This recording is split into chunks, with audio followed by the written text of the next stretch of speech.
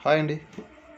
ఈ వీడియో ఎందుకు చేస్తున్నానంటే, ఏ ఒక్క పార్టీని సపోర్ట్ తీసుకొని మాట్లాడడం కానీ, ఏ ఒక్క పార్టీకి వ్యతిరేకంగా మాట్లాడడం కానీ నా ఉద్దేశం కాదండి. ఈరోజు మనం మన సమాజంలో మనం ఎలా తయారయ్యామంటే, కేవలం ప్రభుత్వం ఇచ్చే పథకాలతోనే మనం బ్రతకతాము, లేకుంటే మనం బ్రతకలేము అనే చందంగా తయారవుతున్నాం మనము. అది మనకు అర్థమవుతుందా ఇంతకు? అర్థం చేసుకోగలుగుతున్నామా అనే పాయింట్ మీద ఈరోజు నేను ఈ వీడియో చేయడం జరుగుతుందండి. ముందే చెప్తున్నాను, ఏ ఒక్క పార్టీకి కానీ నేను వ్యతిరేకంగా, ఏ ఒక్క పార్టీకి మద్దతుగా మాట్లాడడం లేదండి. కొద్దిగా ఆలోచించండి. మొన్నటికి మొన్న మన అధికార పార్టీ 11,000 కోట్ల రూపాయలు తల్లికి వందనం పేరుతో ప్రజల ఖాతాలో జమ చేసింది. నాకు తెలిసి ఆ మొత్తము 70-80% ఎలక్ట్రికల్ షాపులకి వెళ్ళిపోయి ఉంటుంది. ఎవరు దాన్ని పిల్లల చదువుల కోసం యూజ్ చేసిండారని చెప్పి నాకు అనిపిస్తుంది. ఎందుకంటే మనకు కావాల్సింది మొబైల్స్, వాషింగ్ మిషన్లు, ఇంట్లో లేకపోతే టీవీ, ఇటువంటి వస్తువులకి వాటిని మనం ఖర్చు చేసి ఉంటాం. అసలు ఏంటి మనకు కావాల్సింది? ప్రభుత్వం నుంచి పథకాలు కాదండి, వాళ్ళతో మనం సేవ చేయించుకోవాలి. ప్రభుత్వంతో మనం సేవ చేయించుకోవాలి. ఎటువంటి సేవ కావాలా? నాణ్యమైన విద్యను అడగండి. ప్రభుత్వం నుంచి తల్లికి వందనం వద్దు, మనకి నాణ్యమైన విద్య. ఒక హాస్పిటల్కి పోతే నాణ్యమైన వైద్యం, మంచి వైద్యం కావాలి. మొన్నటికి మొన్న నేను ఒక గవర్నమెంట్ హాస్పిటల్కి పోతే అక్కడ కనీసము ఓపీ రాయించుకొని 2 గంటలు వెయిట్ చేస్తే కానీ గవర్నమెంట్ హాస్పిటల్లో డాక్టర్ వచ్చి నన్ను చూడలేదు. అదే మనము ప్రైవేట్ హాస్పిటల్కి పోవాలంటే కనీసం 300 నుంచి 400 రూపాయలు ఖర్చు అవుతుంది. ఆ అమౌంట్ మన జేబులోంచి తీసేయాల్సినదే కదండి. ఏమైంది? ఇప్పుడు తల్లికి వందనం డబ్బులు మన జేబులోంచి మళ్ళీ తీసి మనం ఖర్చు పెట్టినట్లే కదా. అసలు ఎందుకు మనం గవర్నమెంట్తో పని చేయించుకోలేకున్నాము? ఎక్కడ ఎందుకు కంప్లైంట్స్ ఇవ్వలేకున్నాము అనేది ఆలోచన చేయండి. అంతేగాని ఒక ప్రభుత్వ పథకంతోనే, ప్రభుత్వం ఇచ్చే పథకాలతోనే మేము బ్రతకాలా అనే ఉద్దేశంగా మనం ఈరోజు తయారవుతున్నాం. ఒకటండి, కనీసం స్కూల్ ఫీజులు కట్టుకోలేకుంటే ఎందుకు మనం పిల్లల్ని కనాలి? మన పిల్లలకి మనం స్కూల్ ఫీజులు కట్టుకోలేకుంటే ఎందుకు మనం పిల్లల్ని కనాలి? ప్రభుత్వం నుంచి మనం ఆశించాల్సినది మాకు ఉపాధి కావాలి. మాకు ఉపాధితో మాకు ఆదాయం వచ్చే మార్గాలు చూపించండి అని చెప్పి మనం ప్రభుత్వాన్ని అడగాలి. కానీ ఇదేంటండి, ఇది మాకు పథకాలు కావాలి, ఏ ప్రభుత్వం మాకు మంచి మంచి పథకాలు ఇస్తే ఆ పార్టీకి మేము ఓటేసి గెలిపిస్తాము అన్న చందంగా ఈరోజు సమాజం తయారవుతుంది. కేవలం అది మన ఇండియాలో మరీ దారుణం. ఉచిత బస్సు ఏంటండి? ఉచిత బస్సు డబ్బులతో మీరు డబ్బులు మనం బ్యాంకులో జమ చేసుకొని ఛార్జీల డబ్బులు కూడా సౌకర్యాలు అయిపోతామా? అవ్వం కదా. ఎందుకు మనకు ఉచిత బస్సు కావాలి? ఇంకోటి, ఏ ప్రభుత్వం కూడా వాళ్ళ ప్యాకెట్ నుంచి డబ్బులు తీసి మనకు ఖర్చు పెట్టదండి. ఏ ప్రభుత్వము వాళ్ళ ప్యాకెట్ నుంచి తీసి డబ్బులు ఖర్చు పెట్టదు. ఏ ప్రభుత్వమైనా ప్రజల నుండి వసూలు చేసి ప్రజలకే ఖర్చు పెడుతుంది, కానీ ఏ ప్రభుత్వము వాళ్ళ ప్యాకెట్ నుండి తీసి ఖర్చు పెట్టదు అనే విషయాన్ని మనము బాగా గుర్తుపెట్టుకోవాలా. ఇది మంచిది కాదు, ఇది సమాజానికి మంచిది కాదు, మనకు మంచిది కాదు. ఉచిత పథకాలు వదిలిపెట్టండి, వద్దు మనకు ఉచిత పథకాలు.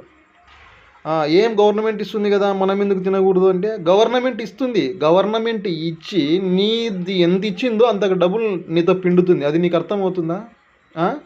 ఈరోజు అట్టడుగు వర్గాలు, చాలా బీద పరిస్థితుల్లో ఉన్న బీదవారి దగ్గర నుంచి పెద్ద కోటీశ్వరుడు అయినా సరే ప్రతి ఒక్కరికి వెహికల్ ఉంది. పెట్రోల్ ఛార్జీలు ఎలా పెరిగిపోయాయండి? దాంతోపాటు మనం ట్యాక్స్ కట్టాలి. ఊరికే పెట్రోల్కి మాత్రమే మనం డబ్బులు కట్టడం లేదు, ట్యాక్స్ కూడా కడుతున్నాము. ఆ ట్యాక్స్ డబ్బులు పథకాలకు యూజ్ చేస్తారు. ఇంకా వాళ్ళకు ప్రజల నుంచి ఏ ఏ ఆదాయ మార్గాలు అయితే ఉంటాయో అన్ని ఆదాయ మార్గాల నుంచి ప్రజల నుంచి తీసి ప్రజలకు పెడుతున్నారే తప్ప ఏ గవర్నమెంట్ వాళ్ళ సొంత ప్యాకెట్ నుంచి తీసి మనకు డబ్బులు ఇవ్వదు అనే విషయాన్ని మనం బాగా గుర్తుపెట్టుకోవాలి. వద్దు, మనం పథకాలు ఆశించకూడదు, మనకు పథకాలు వద్దు.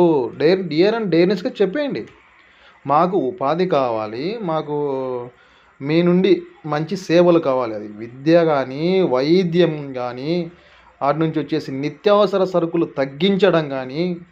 నిత్యావసర సరుకులు తగ్గించి 11,000 కోట్లు మనకిచ్చే బదులు నిత్యావసర సరుకులు ఎలాగో మనకు రేషన్ ఇస్తున్నారు కదా, అక్కడ సబ్సిడీలో మన సరుకులు, మనకు నాణ్యమైన సరుకులు ఇస్తే వేలకు వేలు పోసి మనం సరుకులు కొనాల్సిన అవసరం మనకేముందండి? ఈ విధంగా మనము గవర్నమెంట్ నుంచి మనం ఇది ఆశించాలి కానీ పథకాలు కాదు. వాళ్ళు ఇచ్చే ఉచిత పథకాలతో కూడా మనమేం కోటీశ్వర్లం కాము, మనమేం సౌకర్యం కాము. డబ్బులు ఈ పొద్దు ఇస్తారు, ఒక వారం కూడా మన ప్యాకెట్లో ఉండవు. మీరు దీన్ని బాగా ఆలోచించి మంచి ప్రభుత్వాలని ఎన్నుకోవాలి. మంచి వస్తుంటాయి, పార్టీలు పోతుంటాయి. ఏ పార్టీ అయినా సరే ప్రతి పార్టీ పథకాలు పెడుతుంది, మనకు డబ్బులు ఇస్తుంది అని చెప్పి మనము ఆ పథకాల డబ్బుల్ని దుర్వినియోగం చేసి ప్రజల సొమ్ము వాళ్ళు ప్రజలకే ఇస్తున్నారు తప్ప వాళ్ళ పార్టీ సొమ్ములు మనకైతే ఇవ్వడం లేదు అనే విషయాన్ని మీరు బాగా గుర్తుపెట్టుకోండి. ఎవరు తెలియని వాళ్ళు, పాపము జ్ఞానము చదువు లేని వాళ్ళైతే ఈ పథకాలకు ఆలోచన చేస్తున్నారు అనుకుంటే అది వేరే విషయం. కానీ అంతో ఇంతో జ్ఞానం ఉన్నోళ్ళు కూడా మాకు పథకాలే కావాలి అనే ఉద్దేశంతో ఉండి గవర్నమెంట్ పథకాలకు కకృతిపడి ఆ పథకాలకి వాళ్ళ ఓట్లేసి పార్టీని గెలిపిస్తుంది. ఇది మంచిది కాదు. మనకు కావాల్సింది పథకాలు కాదు, మనకు కావాల్సింది ఉపాధి. మన పిల్లలకు నాణ్యమైన విద్య, నాణ్యమైన వైద్యం కావాలి అని చెప్పి మనం ఈరోజు ప్రభుత్వాన్ని అడగాలి. అంతేగాని పథకాలకి పాల్పడొద్దండి. కనీసం గవర్నమెంట్ హాస్పిటల్కి పోతే మంచి వైద్యం లేదండి మనకి.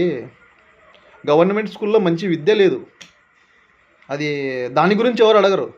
అయ్యో మాకు ఈరోజు మా అకౌంట్లో పర్లేదు, ఎందుకు పర్లేదు అని చెప్పి ఆ ఆఫీసు ఈ ఆఫీసు కరెంట్ ఆఫీస్కి పోయేది, కరెంటు బిల్లు చూపించేది, మాకు ఎక్స్ట్రా మీటర్లు మాకు యాడ్ అయ్యాయంట, దీనివల్ల మాకు అమ్మఒడి పర్లేదు, చూడండి సార్ మాకు మా ఫోన్ నెంబర్కి మా అడ్రస్కు ఏ మీటర్లు యాడ్ అయి ఉన్నాయో మీటర్లు తీసేయండి, మాకు వెంటనే అమ్మఒడి పడాలా అనే ఉద్దేశంతో ప్రజలు ఉన్నారు.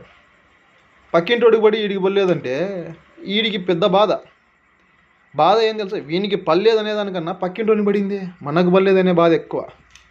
అందుకని చెప్పి మనం పథకాలు కొద్దిగా పక్కన పెట్టి మన సమాజానికి ఏదైతే మేలు జరిగే పార్టీలు ఉంటాయో ఆ పార్టీలను ఎన్నుకొని ఆ పార్టీలని మనం ఓటేసి గెలిపించుకొని సమాజాన్ని ముందుకు తీసుకెళ్దామనే ఉద్దేశంతో ఈ వీడియో చేస్తున్నానండి. Thank you.